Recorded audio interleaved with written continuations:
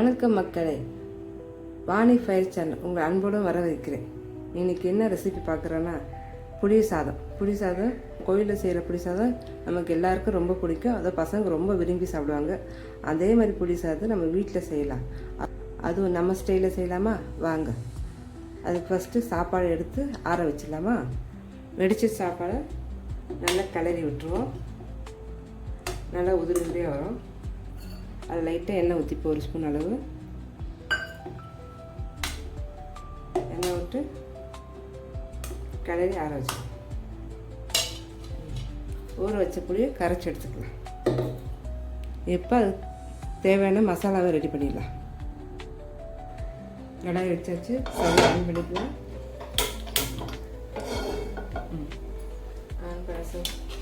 தவா நல்லா காயட்டும். தவா நல்லா காய்ஞ்சிச்சு. நம்ம எல்லாமே ட்ரை ரோஸ்ட் தான் பண்ண போகிறோம். எண்ணெய் ஊற்றாமல் வறுத்தெடுக்கும். ஃபஸ்ட்டு அரை ஸ்பூன் வெந்தயம் போட்டு,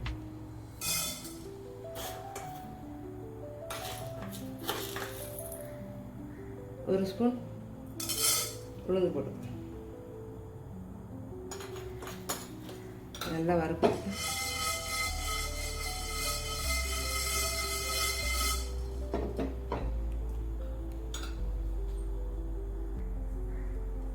ஒரு ஸ்பூன் கடலைப்பருப்பு, ஒரு ஸ்பூன் சீரகம், உளுந்து ஒரு ஸ்பூன்,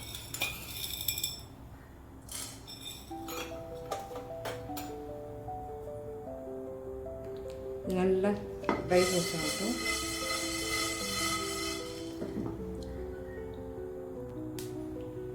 ஒரு ஸ்பூன் தனியாக போட்டு,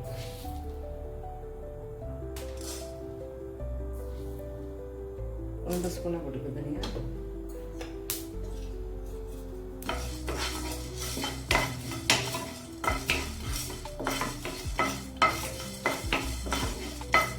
இந்த பொடிக்கு இந்த மாதிரி செஞ்சால் புளி சாதத்துக்கு இந்த பொடியை அரைச்சி சேர்த்தா ஒன்றும் டேஸ்ட்டாக இருக்கும். அதேமாதிரி வீடியோ ஃபுல்லாக பாருங்கள். லாஸ்ட்டாக ஒரு பொடியை ஒரு இது சேர்ப்போம்.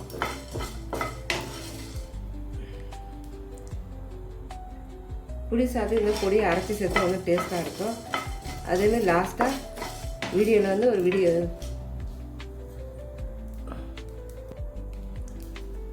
பொடி இந்த மாதிரி வறுத்து சேர்த்தா ஒன்றும் டேஸ்ட்டாக இருக்கும் புளி சாதத்துக்கு. அதுமாதிரி லாஸ்ட்டாக ஒரு புளி சாதத்துக்கு ஒரு விஷயம் போட்டோன்னே டேஸ்ட்டு ஒன்றும் நல்லாயிருக்கும்.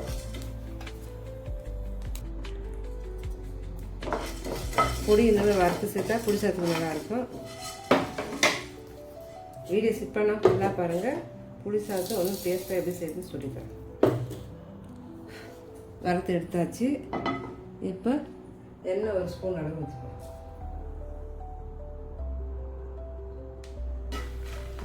வறுத்தாச்சு, மாற்றிக்கலாம்.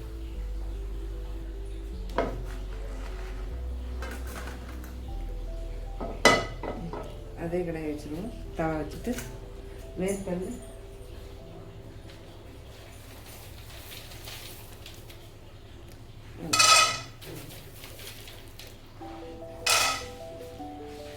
எனக்கு கைப்பிடி இருக்கும். அதிலே ஒரு கொத்து கருவேப்பிலை.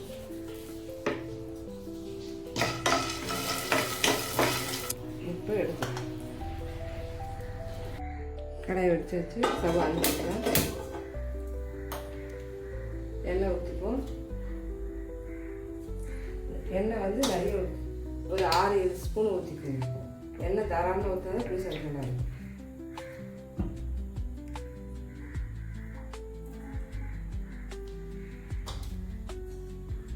லைட்டாக ஸ்லோ பண்ணிடுவேன்.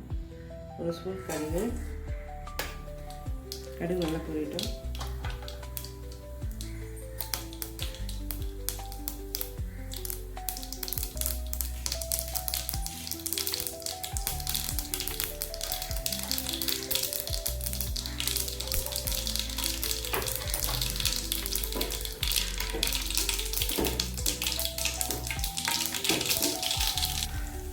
கடலைப்பருப்பு உளுத்தம் பருப்பு போட்டாச்சு.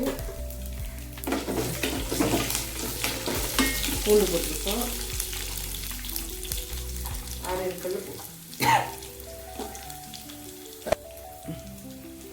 வறுத்தாச்சு. இப்போ கருவேப்பிலை போட்டுக்கலாம். ஒரு கொத்து கருவேப்பிலை,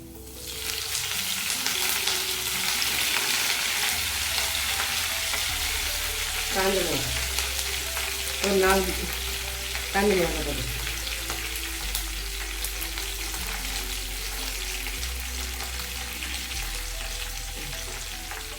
நல்லா கழுவிட்டோம்.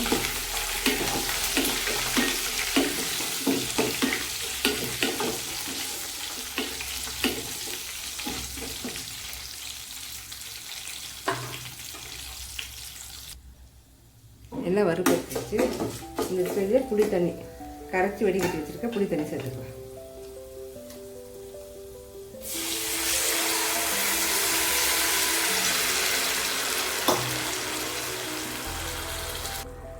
ஒரு ஸ்பூன் மஞ்சத்தூள், கரைச்சி வச்ச பெருங்காயத்தூள் வந்து கரைச்சி ஊற்றினா உங்களுக்கு டேஸ்ட் நல்லாயிருக்கும். கரைச்சி ஊற்றிக்கலாம். உப்பு தேவையான கல் உப்பு சேருங்க. கல் உப்பு தான் எப்பவுமே டேஸ்ட் கொடுக்கும். போட்டு கலந்து வைக்கணும்.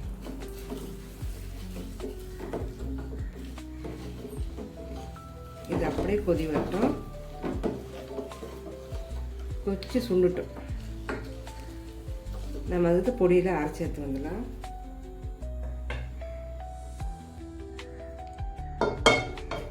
கோயில் புளி சாதமே வரத்துக்கு ஒரு பொடி சேர்க்கணும்னு சொன்னால் அது பொடியை ரெடி பண்ணிடலாம்.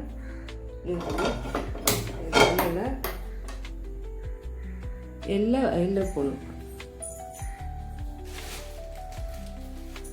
கடையை தவா வச்சாச்சு. காஞ்சோன்னு ஒரு கைப்பிடி அளவு எள்ளு போட்டு, கருப்பு எள்ளுனாலும் போட்டுக்கலாம், வெள்ளை எள்ளு இருக்குன்னா போட்டுக்கலாம். என்கிட்ட வெள்ளை எள்ளுக்கு வெள்ளை கலர் எள்ளு எள்ளு போட்டுக்கலாம்.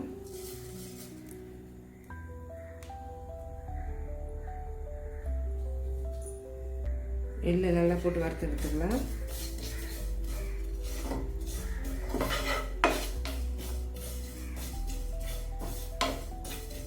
எள்ளு போட்டு நம்ம டேஸ்ட் நல்லா கொடுக்கும், சூப்பராக. ஏன்னா நல்லெண்ணெய் போட்டு தான் சமைக்கிறோம். நல்லெண்ணெய் தான் டேஸ்ட் புளி நல்லெண்ணெய் போட்டு தான் சமைக்கிறோம். நல்லெண்ணெய் வந்து புளி சாதம் ரொம்ப டேஸ்ட்டாக இருக்கும். நல்லெண்ணெய் வந்து எள்ளுலேருந்து தயாரிக்கிறாங்க, அதனால் சூப்பர் டேஸ்ட்டாக இருக்கும். அதனால் எள்ளு போட்டு நல்லா ட்ரை ரோஸ்ட் ஆகட்டும். பாருங்கள், எள்ளு ட்ரை ரோஸ்ட் ஆகிடுச்சுட்டு இதை மாற்றிக்கலாம்.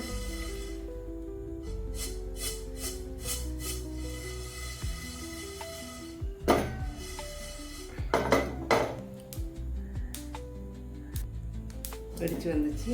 இதை மிக்ஸி ஜாரில் போட்டுப்போம்.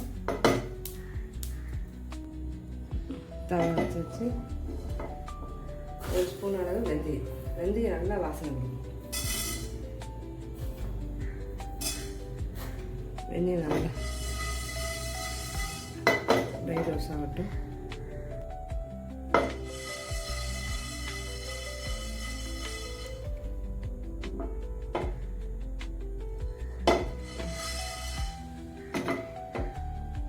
வறுத்தாச்சு. இதை அரைச்சி எடுத்து வந்துடலாம். அதனால் புளி சாதம் நல்லா கொதி வந்துச்சு. இந்த ஸ்டேஜில் நம்ம அரைச்சி வச்ச 2 புளியும் சேர்த்துக்கலாம்.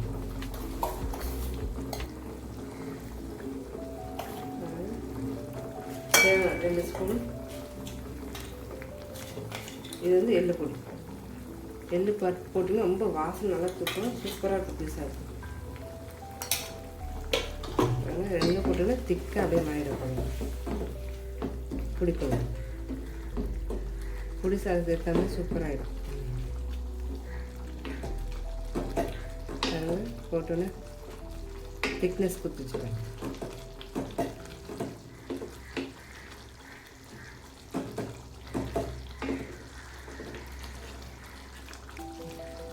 நல்லா கொதிக்கட்டும். கொதிச்சு எண்ணெய் மேலே திரண்டு வந்தோடனே ஆஃப் பண்ணிடலாம். இந்த ஸ்டேஜில்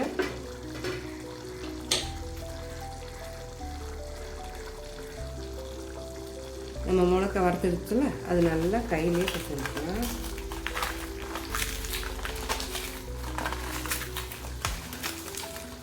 இது போட்டால் நல்லா சூப்பராக இருக்கணும். கோயில் புளி சாதம் கரெக்டாக ஸ்டேஜில் இருக்கும்.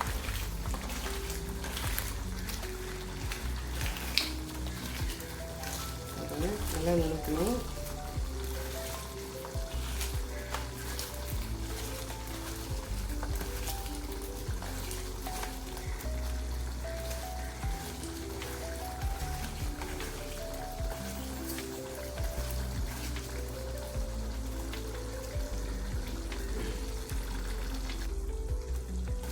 நமக்கு இதில் போட்டு பசைப்போம்.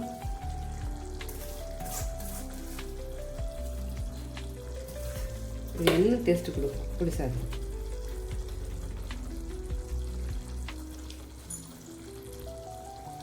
அப்படியே ஒரு கலர் பாருங்க, சூப்பராக திக்னஸ் வந்துச்சு புளி சாதம்.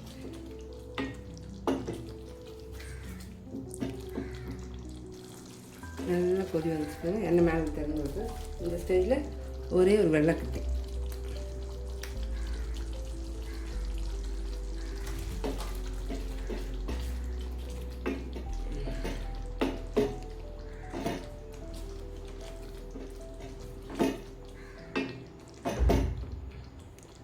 எண்ணெய் நல்லா திரு வந்துச்சு.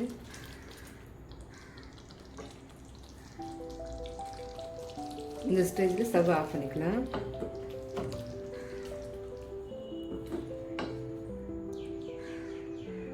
இப்போ ஆற வச்ச சாப்பாட்டில் போட்டு கலரலாம். சாப்பாடு நல்லா ஆயிடுச்சு, பாருங்கள் உதிரி உதிரியாக இருக்குது. வறுத்து வச்சு வேர்க்கடலை சேர்த்துக்கலாம்.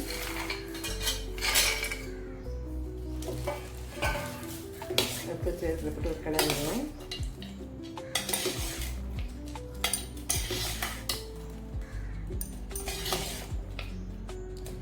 இப்போ புளிக்குழம்பு சேர்த்து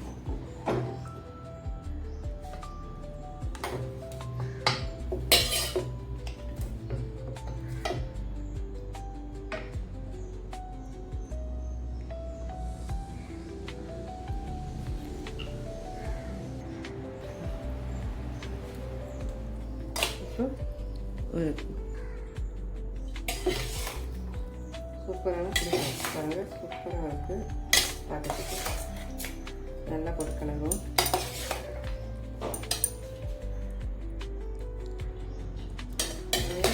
சாப்பாடு சூப்பராக வந்துருப்பாங்க. புளி சாதம் அப்படியே வாசனைலாம் அப்படியே கோவில் புளி சாதம் மாதிரி நம்ம சேர்த்து அந்த 2 பொடி மிளகா சூப்பரான டேஸ்ட்டு கொண்டு வரோம்.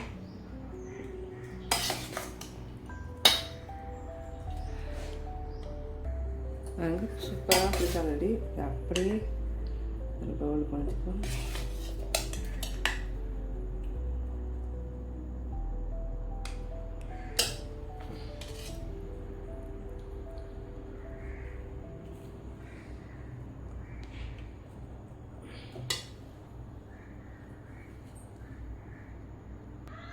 சூப்பரான கோயில் புளி சாதம் ரெடி ஆகிடுச்சு பாருங்கள்.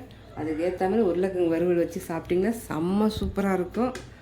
பிடிச்சிருந்தா லைக் பண்ணுங்கள், ஷேர் பண்ணுங்கள், சப்ஸ்கிரைப் பண்ணுங்கள் வாணி ஃபயர் சேனல். பாய்.